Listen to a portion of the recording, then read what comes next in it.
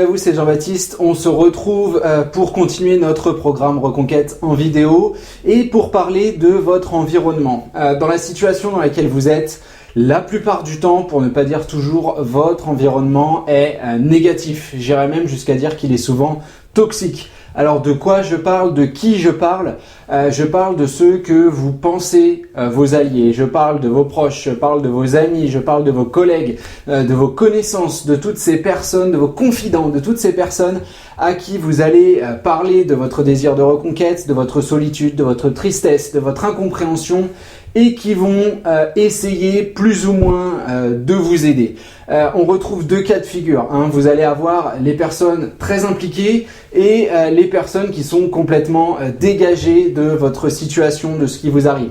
Dans les deux cas, on se retrouve face à un danger. Quand je parle de personnes impliquées, j'ai vu des dizaines de cas où les amis vont prendre le téléphone, appeler l'ex et déblatérer tout un tas de choses qui finalement vont être extrêmement nocifs pour vous. On va dire que vous êtes dans un état pitoyable. On va demander comment est-ce que on a pu oser vous faire ça, etc., etc. Aller tirer les verres du nez de l'autre. Vous le savez, la chasse aux informations, la chasse aux questions est quelque chose de très très négatif. Au contraire, vous allez avoir les personnes dégagées qui vont vous dire que « Ouais, mon petit coco, ça ira mieux plus tard. De toute façon, dans l'océan des poissons, il y en a plein. T'en fais pas, ça ira mieux, tu méritais mieux, etc., etc., etc. » Les dialogues que vous allez retrouver sont des dialogues qui ne sont pas utiles pour votre reconquête amoureuse. La reconquête amoureuse, c'est finalement une croisade, une traversée du désert en solitaire. Les personnes à qui vous allez parler ont un certain manque, une certaine incapacité à vous aider, vont vous pousser dans des questions qui sont complètement illusoires ou dans des réflexions qui ne servent strictement à rien. On va vous aider à analyser un texto que vous avez reçu, on va vous aider soit à penser qu'il y a vraiment de l'espoir, oui, il faut y aller, soit à vous penser que c'est complètement foutu. Mais dans tous les cas, l'analyse est dangereuse pour trois raisons principales.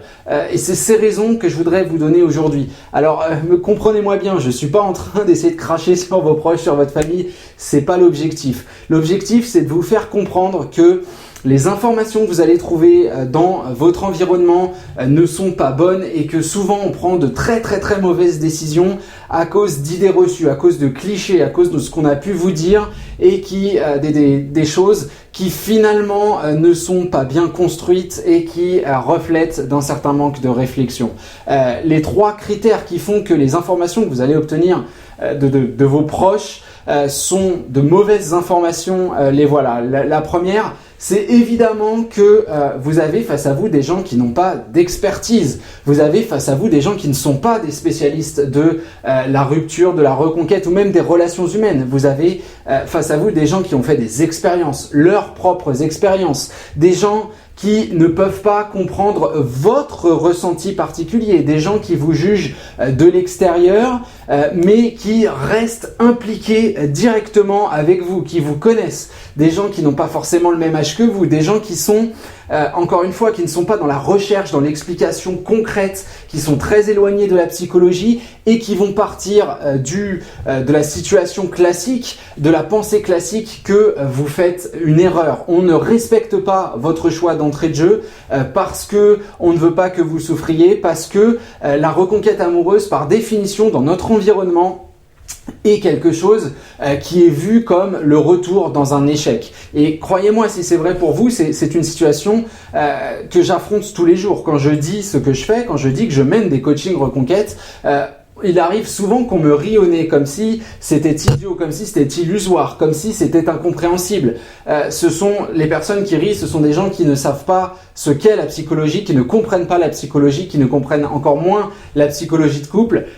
Et souvent, ce sont des gens qui changent d'avis au moment où eux-mêmes sont concernés. Parce que ça, vous allez le voir, ça découle des deux autres points qui nous permettent de comprendre pourquoi finalement on évolue dans un environnement négatif. Le deuxième point, le problème de ces personnes, c'est tout simplement qu'elles vous aiment. Ce sont des personnes qui veulent votre bien-être. Et votre bien-être, on le voit maintenant. On ne peut pas comprendre que vous vous engagez stagiez sur un terrain qui va vous faire souffrir pendant des semaines, des mois. C'est très compliqué d'admettre que vous allez manger du pain noir et de vous soutenir dans cette croisade. Encore une fois, vos proches veulent vous voir bien maintenant. Pour vous, puis aussi pour eux, c'est plus agréable de vous rencontrer quand vous avez le sourire, la banane, la pêche, plutôt que quand vous êtes en train de vous morfondre. Vous le savez parce que vous suivez ce programme, on ne va pas se morfondre, on va dans le dynamisme, on va dans l'évolution. Malgré tout, les personnes qui sont là et vous donnent des conseils ne peuvent pas comprendre que vous allez quelque part accepter cette souffrance, parce que dans la reconquête, oui, il y a une souffrance, oui, il y a des réflexions, oui, il y a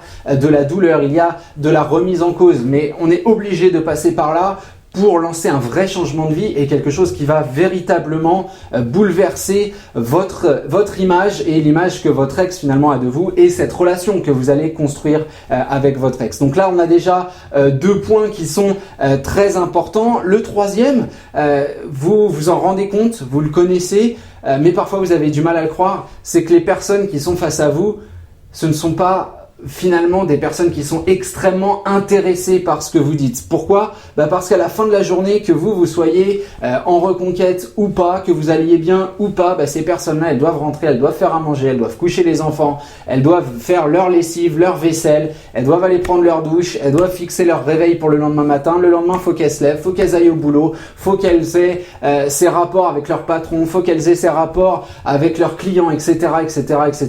Vous voyez où je veux en venir.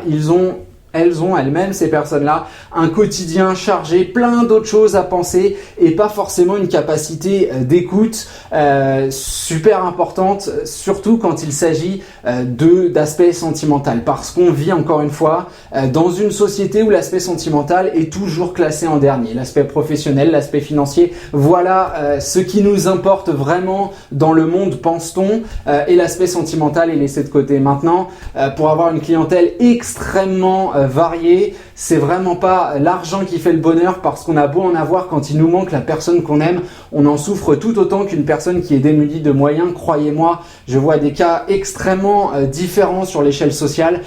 C'est pas l'échelle sociale qui fait l'échelle du bonheur sentimental. Quand on perd quelqu'un, on perd quelqu'un. Si on parle de deuil, si on parle de cette volonté de changer de vie, c'est que le problème lié à la rupture amoureuse est vraiment quelque chose de très très fort. C'est un vrai trouble psychologique, c'est vraiment quelque chose qui va pousser l'individu dans ses retranchements. Donc vous le comprenez, votre environnement finalement est quelque chose de néfaste. Les gens à qui vous parlez ne sont pas forcément vos alliés, et s'ils veulent l'être, ils peuvent créer plus de problèmes que des solutions qu'ils vont apporter. Si vous cherchez vraiment à résoudre vos problèmes, la meilleure solution, c'est toujours de passer par un professionnel, c'est toujours de passer par les coachings. Une personne, oui, il y a un lien d'argent effectivement, et je vais être très franc avec vous, c'est ce lien d'argent qui vous permet aussi d'avoir une écoute qui est intéressée, une écoute qui va vraiment dans votre sens, parce que vous proposez quelque chose à la personne qui est en face de vous. Il y a une carotte pour vos proches, il n'y a pas de carotte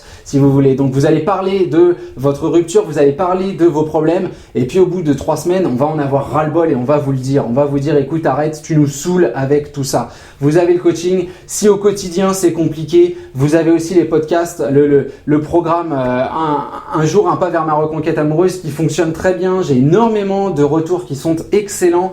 N'hésitez pas, il y a de plus en plus d'auditeurs qui posent leurs questions. On a vraiment un esprit communautaire qui est en train de se développer, et je vous en remercie du fond du cœur. Voilà, je m'arrête pour aujourd'hui sur votre environnement. Je vous laisse penser à tout ça. Comme d'habitude, vous avez des questions, des commentaires, des retours, vous m'envoyez un mail à l'adresse contact@gbmarcille.com ou vous répondez à travers les commentaires qui se trouvent en bas de cette vidéo. Voilà, on se retrouve la semaine prochaine pour un nouveau contenu. Je vous laisse un petit peu digérer tout ça et on se retrouve très bientôt. Excellente fin de journée à vous.